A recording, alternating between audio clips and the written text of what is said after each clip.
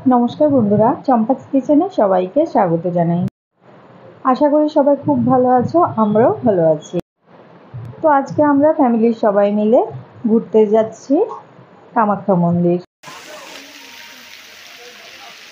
এখন বাজে বেলা ৫টা। মন্দির থেকে পুজো দিয়ে এসেছি। এখানে নারকেল প্রদীপ জ্বালানো হয়েছে। খুব ভালো লাগছে মায়ের দর্শন করে। এই যে তোমরা দেখো মন্দিরের চারিদিকটা তোমাদের এবার ঘুরে দেখাচ্ছি।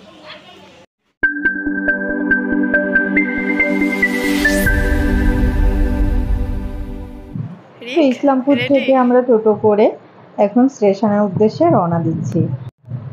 আজকে ডেট হচ্ছে 24 মে 2024। তো বন্ধুরা দেখো আমরা আলুয়াবাড়ি স্টেশনে পৌঁছে গেছি।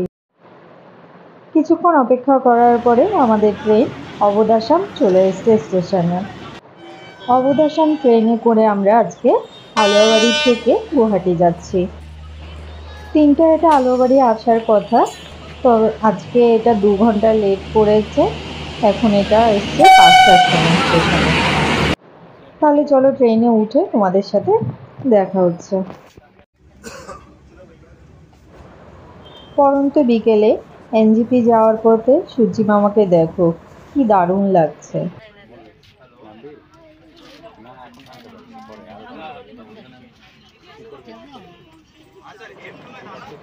রাতে ডিনার সেরে আমরা সবাই শুয়ে পড়ছি। রাত 3টায় এটা গুয়াহাটি পৌঁছবে, তো তাড়াতাড়ি খেয়ে দিয়ে শুয়ে পড়েছি। আবার বেশ ভোরে ভোরেই উঠতে হবে। ডিনারে ছিল নিরামিষ পনির আর ফ্রাইড রাইস। তো গুড মর্নিং বন্ধুরা, সকাল হয়ে গেছে। সকাল মানে কি, এখন রাত কিন্তু 3টা বাজে। ট্রেন গুয়াহাটি ছুঁই ছুঁই। এই দেখো গুয়াহাটি স্টেশনে ট্রেন কিন্তু ইতিমধ্যে ঢুকে গেছে। ট্রেনটা 1 নম্বর প্ল্যাটফর্মে দাঁড়িয়েছে। তো 1 নম্বর থেকে আমরা কিন্তু এক্সিট দিয়ে বেরোচ্ছি না, আমরা চলে যাচ্ছি 7 নম্বর গেটে। এই দেখো প্ল্যাটফর্ম নম্বর 6, 7 এই দিক দিয়েই বেরোবে।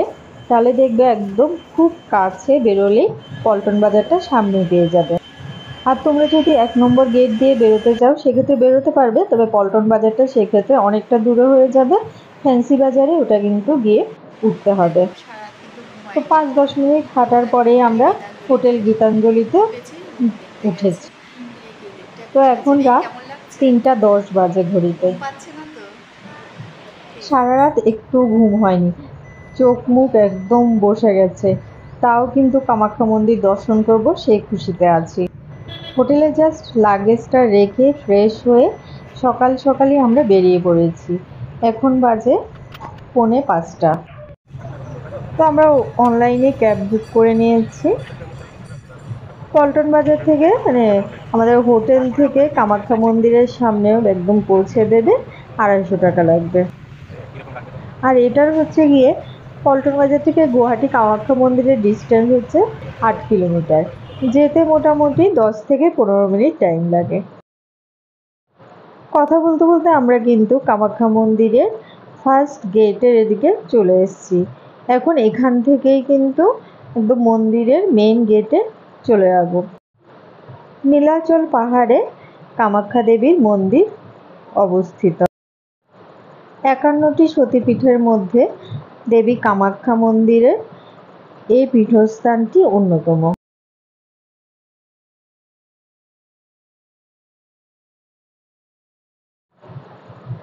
পাহাড়ের সৌন্দর্য দেখতে দেখতে আমরা কামাখ্যা মন্দিরে পৌঁছে গেছি। ভোর 5টা বাজে। এখন দেখো দর্শনার্থীদের কত ভিড়। ক্যাব থেকে নেমে আমরা সরাসরি চলে যাব টিকিট কাউন্টারে।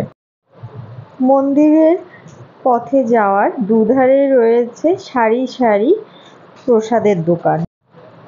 প্রথমে আমরা ভিআইপি পাসে গেছিলাম, ওখানে টিকিট পাইনি, এখন লাইন বন্ধ আছে। তো এবারে আমরা জেনারেল লাইনে যাচ্ছি। ঠিক এই জায়গাটায় ট্যাক্সি নামিয়ে দেবে তোমাদের। এখান থেকে জেনারেল কাউন্টারে হাতের ডান দিক করে ঢুকবে। এই জায়গাটায় লাইন দিয়ে কিন্তু টিকিট সংগ্রহ করতে হয়। এখন দেখো জেনারেল কাউন্টারে পুরো ফাঁকা, তাও আমার টিকিটে সিরিয়াল নম্বর পড়েছে 1440। ভাবো তাহলে লোক কত ভোর থেকে এখানে লাইন দিচ্ছে। সবার মুখে শুনছি 3টে সাড়ে 3টে থেকে নাকি এখানে লাইন দিতে হয়। কুপন সংগ্রহ করে এখন আমরা যাচ্ছি ভোগ কিনতে। রাস্তার দুপাশে সারি সারি করে প্রসাদের দোকান রয়েছে। তোমরা তোমাদের ইচ্ছে মতো পছন্দ মতো ডালি সংরক্ষণ করতে পারো। এখানে ভোগের ডালি 200 টাকা থেকে শুরু করে 500, 1000, 700 নানা ধরনের রেঞ্জে রয়েছে। দেখতেই পাচ্ছ দোকানিরা কিন্তু এভাবে ডাকতে থাকবে। তোমরা তোমাদের পছন্দ মতো যে কোনো একটা মন্দিরের কাছাকাছি দোকান থেকে ডালি সংরক্ষণ করে নেবে। আর যেখান থেকে ভোগের ডালি কিনবে সেখানেই কিন্তু তোমাদের জুতো আর ব্যাগ রাখতে পারবে। তো আমরা ব্যাগ আর রাখিনি, জুতোই এখানে রেখেছি। হাত ধুয়ে এবারে আমরা পছন্দ মতো প্রসাদের ডালি সাজিয়ে নিচ্ছি।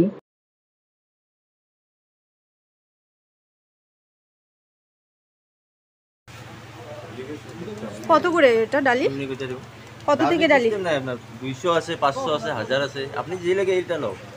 ডালি করে নিলে আপনার 200, 300, 400, 500 এরকম। আর আলাদা নিলে আপনি আলাদা দিতে আলাদা হবে। নেই। আচ্ছা, চুন্নি দাও। ধূপকাঠি দিয়েছো? ধূপকাঠি হ্যাঁ, প্রদীপ। প্রদীপ। 210 টাকা আছে, 200 টাকা। হ্যাঁ, ঠিক আছে, এটা দাও। এটা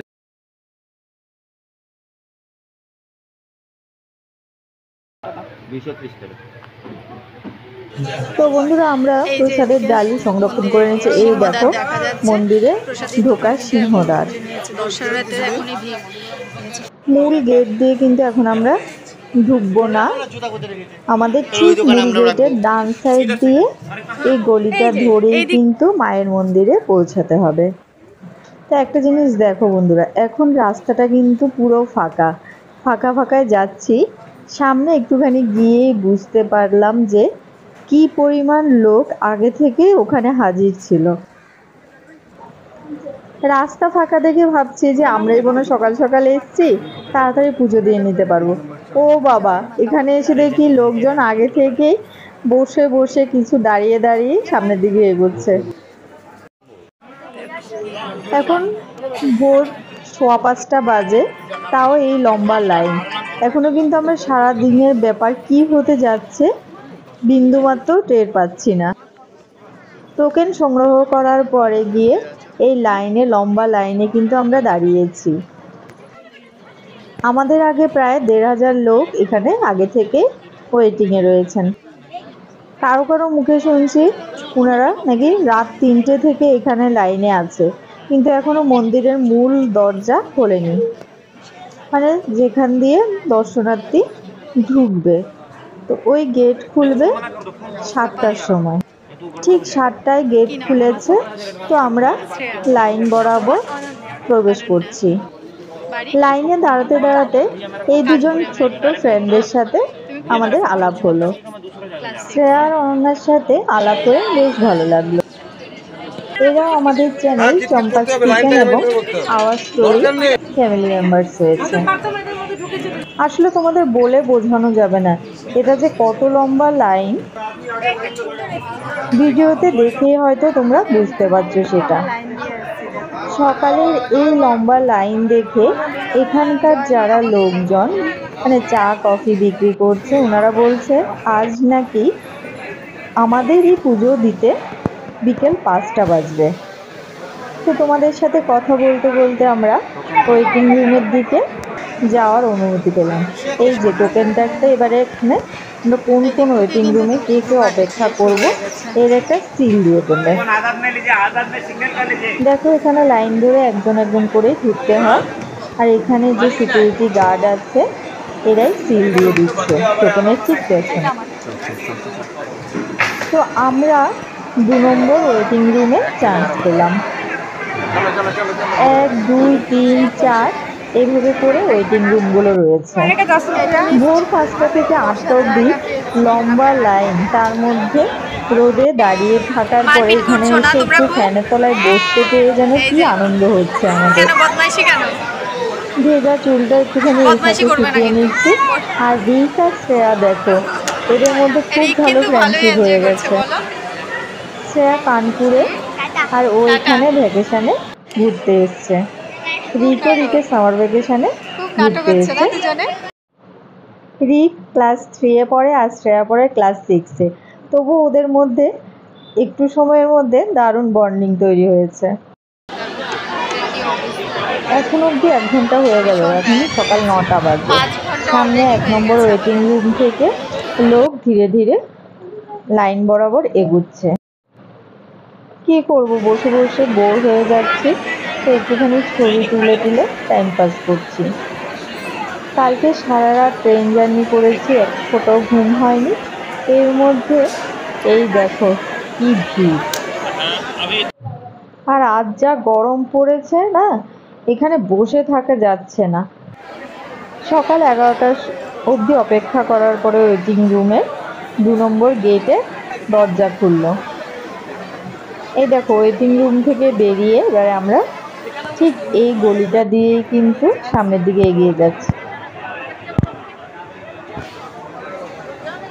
খাঁচায় বন্দি থাকার পরে এই গলিটা দিয়ে হেঁটে সামনের দিকে এগিয়ে যেতে কিন্তু বেশ ভালোই লাগছিল। আর এই গ্রিলের ফাঁকা দিয়ে কিন্তু কামাখ্যা মন্দির দেখা যাচ্ছে। মা অপেক্ষা করে করে যত সামনের দিকে এগোচ্ছি তত যেন মা কামাখ্যাকে দর্শন করার ইচ্ছে আরো বেশি গভীর হয়ে যাচ্ছিল। মনে হচ্ছিল কখন যেন মায়ের দর্শন পাবো। সে দূরে বটগাছের পেছনের গলিটা দিয়ে কিন্তু আমরা এগিয়ে এসেছি। এই জলাশয়ের উপর দিক দিয়ে কিন্তু এরকম রেলিং করা আছে। এইটুকুনি রাস্তা ঘুরে আসতে আমাদের 1টা বেজে গেছে, আর এখন হচ্ছে মন্দিরের দরজা বন্ধ থাকবে। দুপুর 1টা থেকে 2:30 অবধি মন্দিরের গেট বন্ধ থাকার পরে গেট আবার খুলেছে। দীর্ঘ লম্বা এই লাইনে জায়গায় জায়গায় কিন্তু পানীয় জলের ব্যবস্থা রাখা আছে। দেখো দীর্ঘ 9.5 ঘন্টা লাইনে থাকার পরে এই এখন গিয়ে মন্দিরের কাছাকাছি এসেছি।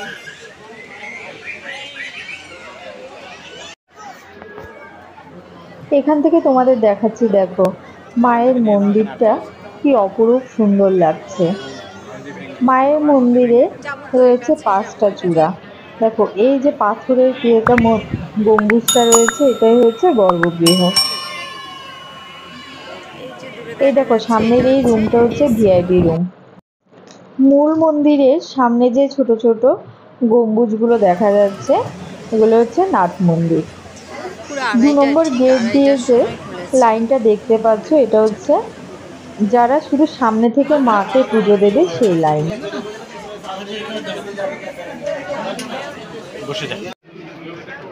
এই যে দেখো এখানে হচ্ছে বলি হয়েছে, বলির ফাঁড়ি কাঠ এখান থেকে দেখা যাচ্ছে। ভোর 5টার সময় যে টোকেন নিয়েছিলাম সেটা এবার এখানে জমা দেওয়ার পালা। প্রত্যেকের যার যার টোকেন এখানে জমা দিতে হবে। মন্দিরের ঠিক সামনে এসেও দেখো সে ওয়েট করতেই হচ্ছে আমাদের, কারণ এখানে রয়েছে মূল ফান্ডাটা। এখানে হচ্ছে 2টো ভিআইপি লাইন আর একটা হচ্ছে জেনারেল লাইন। 2টো করে ভিআইপি লাইনকে একবার পাস দিচ্ছে, তারপরে একবার জেনারেল লাইন পাস দিচ্ছে। এখন বাজে 4টা, আমরা গর্ভগৃহে প্রবেশ করব। মন্দিরের ভেতরে মোটামুটি 15 মিনিটের মতো আমাদের টাইম লেগেছে পুজো দিতে। ঠাকুর দর্শন করেছি, গর্ভগৃহে ঢুকে ঠাকুরকে স্পর্শ করেছি।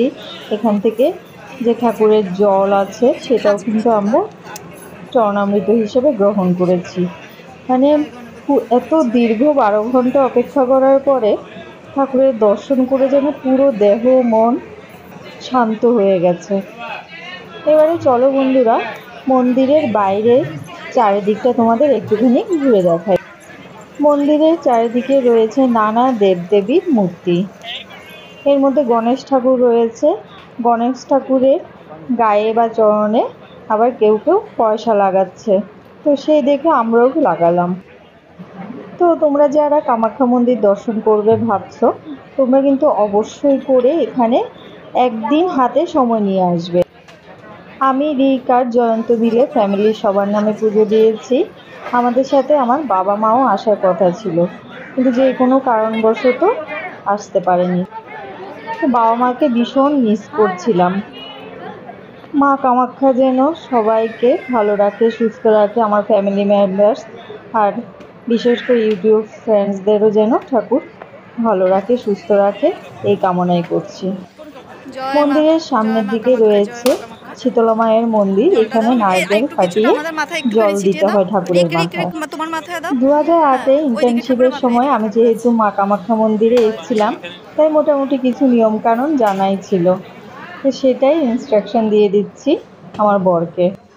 একটা কথাই বলবো তোমাদের, তোমরা যারা জেনারেল লাইনে দর্শন করবে ভাবছো ঠাকুরকে, তো সেই ক্ষেত্রে একটা দিন হাতে অবশ্যই নিয়ে আসবে। এখানে কিন্তু দর্শনার্থীদের ভীষণ ভিড় হয়, বিশেষ করে শনি মঙ্গলবার সানডে ছুটির দিন, সামার ভ্যাকেশনের টাইমগুলোতে। আর এখন যেহেতু অম্বুবাচী সামনেই আসছে, জন্য আজকে কিন্তু খুব ভিড় ছিল।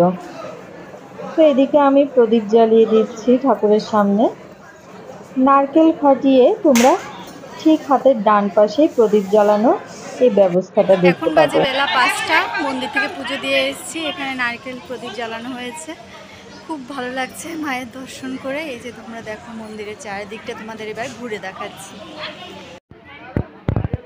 তো বন্ধুরা, আজকের ভিডিওটা তোমাদের কেমন লাগছে অবশ্যই কমেন্ট করে জানাবে। ভালো লাগলে লাইক করবে আর তোমার বন্ধুদের সাথে ভিডিওটাকে শেয়ার করতে কিন্তু একদম ভুলবে না।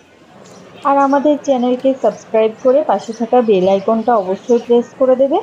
এতে করে যখনই আমি নতুন ভিডিও আপলোড করব, সাথে সাথে নোটিফিকেশান তোমাদের কাছে পৌঁছে যাবে।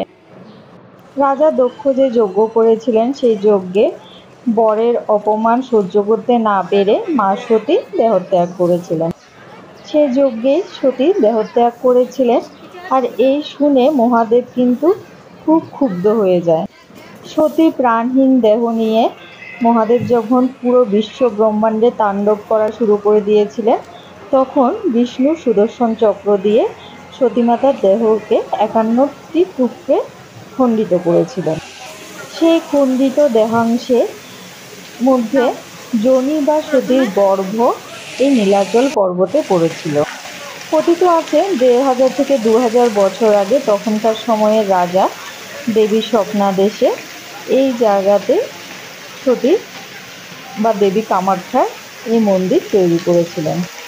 মন্দিরে ডান পাশে রয়েছে এই কুণ্ড। যাদের মানত থাকে মুন্ডন করে এই কুণ্ডে স্নান করে। এখান থেকে সামান্য জল নিয়ে আমরা মাথায় দিলাম। সিঁড়ি দিয়ে উঠতেই হাতের বাঁ পাশে রয়েছে গণপতির মূর্তি। এখানেও আমরা সবাই পুজো দিয়ে নিয়েছি। তো বন্ধুরা, তোমরা যারা ঠাকুর দর্শন করবে না ভাবছো, শুধু ঠাকুরের বাইরে থেকে পুজো দিয়ে দেবে, সেক্ষেত্রে কিছু টাকার বিনিময়ে পান্ডা নিয়ে নিতে পারো। তো বন্ধুরা, তোমাদের সাথে একটুখানি শেয়ার করি। গর্ভগৃহে প্রথমে ঢুকতে আমরা মা কামাখ্যার সোনার মূর্তি দর্শন করেছি। দেবী মূর্তি সেখানে সোনার সিংহাসনে প্রতিষ্ঠিত ছিলেন। সেখানে পুরোহিত মশাই সবাইকে মায়ের আশীর্বাদী সিঁদুর পরিয়ে দিচ্ছেন। তারপরেই একজন একজন করে লাইন দিয়ে মূল গর্ভগৃহে আমরা প্রবেশ করি। প্রবেশের পথ ছিল পুরো ঘুটঘুটে অন্ধকার। সেখানে কোনো আলোর ব্যবস্থা ছিল না, শুধু জ্বলছিল 4টে প্রদীপ। সেই প্রদীপের আলোতেই মাকে দর্শন করলাম। সে যে কি অনুভূতি তোমাদের বলে বোঝাতে পারবো না। তোমরা যারা আগে কামাখ্যা মন্দিরে এসছো, তোমরা তো জানোই সে ব্যাপারটা। মায়ের যোনি বা গর্ভ ঢাকা ছিল লাল শালু এবং ফুলে ভর্তি। আর ঠিক তার সামনেই কুণ্ডতে ছিল স্বচ্ছ জল। তো সেখানে যে পুরোহিত বা পান্ডারা রয়েছেন, ওনারা বলে দিয়েছেন সেই জল প্রসাদ হিসাবে গ্রহণ করতে এবং মাথায় দিতে। মন্দিরের ভেতরে যেহেতু ক্যামেরা অ্যালাউ ছিল না, সেই জন্য তো ওখানে ছবি তোলা যায়নি। তাও আমি বাইরে থেকে তোমাদের একটুখানি ঠাকুর দর্শন করালাম। ঠাকুর সবার ভালো করুক এই কামনা করি। তো আমাদের ঠাকুর দর্শন হয়ে গেছে, আমরা এখন মন্দির থেকে বেরিয়ে পড়ছি। জয় মা কামাখ্যা। মন্দিরের গর্ভগৃহ থেকে বেরিয়ে রয়েছে এরকম বড় বড় সিংহের মূর্তি। এট লাস্ট এখানে দাঁড়িয়ে আমরা এক দুটো ছবি তুলে নিচ্ছি। তো বন্ধুরা, আজকের ভিডিওটা তোমাদের যদি একটু ইনফরমেটিভ মনে হয়ে থাকে তাহলে অবশ্যই চ্যানেলটাকে সাবস্ক্রাইব করে দেবে আর ভিডিওটাকে বন্ধু বান্ধবদের কাছে শেয়ার করবে। আর আমাদের চ্যানেল চম্পাস কিচেন এবং আওয়ার স্টোরিকে সাবস্ক্রাইব করে অবশ্যই পাশে থাকবে। এতে করে যখনই আমি নতুন ভিডিও আপলোড করব সাথে সাথে নোটিফিকেশান তোমাদের কাছে পৌঁছে যাবে। তো ফটাফট আমরা কয়েকটা ছবি তুলে নিয়েছি। সারাদিন যেহেতু উপোস ছিলাম, এখন উপোস ভাঙবো। তো মন্দিরের মেন গেট থেকে এবারে বেরোচ্ছি। আমার মা সবসময় বলে বাবার বাড়ি থেকে মেয়ে যখন শ্বশুর বাড়িতে আসে তখন পেছন দিক করে আসতে হয় না। মায়ের সেই কথা হঠাৎ মনে পড়ে যাওয়াতে আমি মন্দির থেকেও ঠিক সামনের দিকে মুখ করে বেরিয়ে এসেছি। কী বলবো, যখন থেকে আমাদের কামাখ্যা মন্দিরে আসা ঠিক হয়েছে তখন থেকে আমি আমার মাকে খুব মিস করে যাচ্ছি। মা বাবা যদি আজকে সঙ্গে আমাদের সাথে পুজো দিতে আসতে পারতো বেশ ভালো লাগতো। মন্দির থেকে বেরোনোর পরে দুধারে সারিবদ্ধভাবে দোকান রয়েছে, সেখান থেকে টুকটাক কিছু কেনাকাটা করে নিয়েছি। মন্দির থেকে বেরিয়ে কিছুটা এগিয়ে এসে হাতের বাঁ দিকে রয়েছে খাওয়ার হোটেল। হোটেল মঙ্গলমূর্তিতে আমরা নিরামিষ থালি খেয়ে উপোস ভাঙলাম। তবে তোমরা চাইলে টোকেন কেটে মন্দিরের ভেতরেও প্রসাদ গ্রহণ করতে পারো। উপর থেকে ট্যাক্সি নিয়ে আমরা নিচে এসে বাসে করে তার পল্টন বাজারে হোটেলে ফিরে এসেছি।